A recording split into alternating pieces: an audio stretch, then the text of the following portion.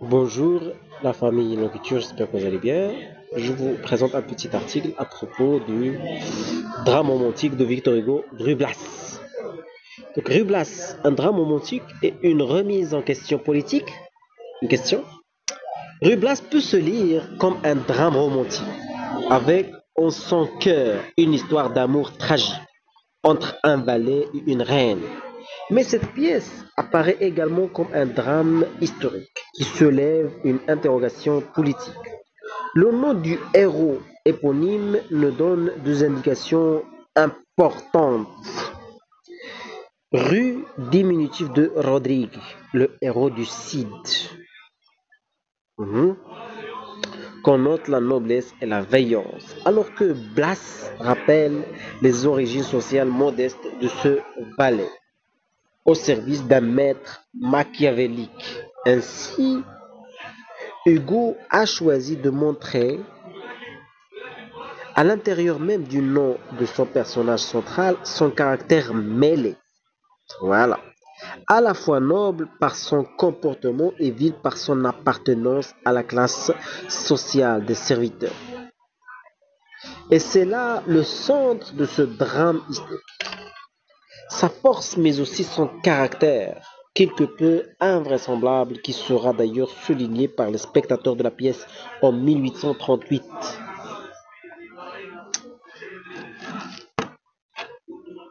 Les faits manipulés par Don Salluste pour séduire la reine d'Espagne et assouvir ainsi, sans le savoir, la soif de vengeance de son maître.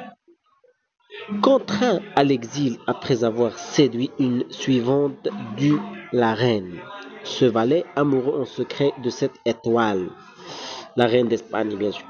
Donc cette reine va prendre peu à peu l'allure d'un grand seigneur sous son déguisement de ministre et va devenir le porte-parole des critiques politiques de l'auteur. Exactement. En effet, même si l'intrigue a pour cadre d'Espagne et la cour de Madrid vers 1690, il faut bien comprendre que bon nombre de critiques du gouvernement visent en réalité la France de 1838. Pour Hugo, auteur engagé, il s'agit de montrer et de faire prendre conscience aux spectateurs de la lente agonie d'un régime politique, autrefois forte et puissante. L'Espagne dont la pièce est ruinée. Plusieurs causes sont mentionnées dans le drame. Les luttes internes, les guerres et le déclin commercial.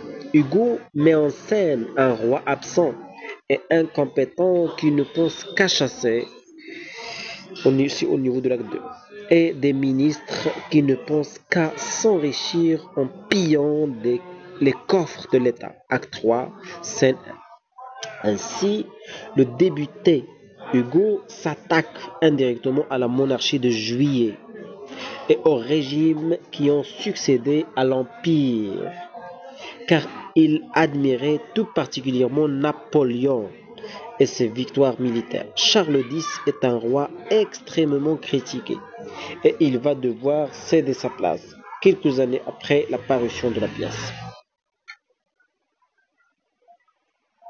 Hugo met au premier plan de la tirade de Rubla des interrogations politiques qui lui sont personnelles.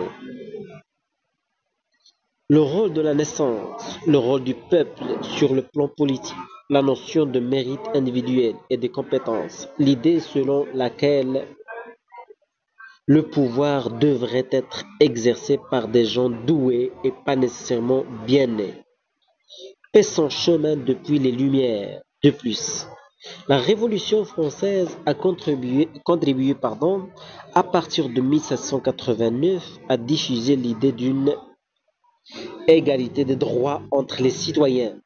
Pour en faire la démonstration, le dramaturge métamorphose le personnage de Rublas en duc d'Olmedo et révèle au spectateur que sous ses habits de courtisan, il a l'étoffe d'un véritable dirigeant alors qu'il est né valet. Il confirme ainsi que la valeur d'un dirigeant n'est pas liée à sa naissance. Cependant, cette situation peut paraître invraisemblable. La mort du héros marque le pessimisme d'une génération désenchantée qui a vu échouer les révolutions de 1830 et 1831. Les critiques seront nombreuses à la sortie de la pièce en 1838. Il faudra attendre la version mise en scène à la Comédie Française de 1872 pour que le succès soit au rendez-vous. La mort du héros marque sa défaite en tant que force individuelle. Merci.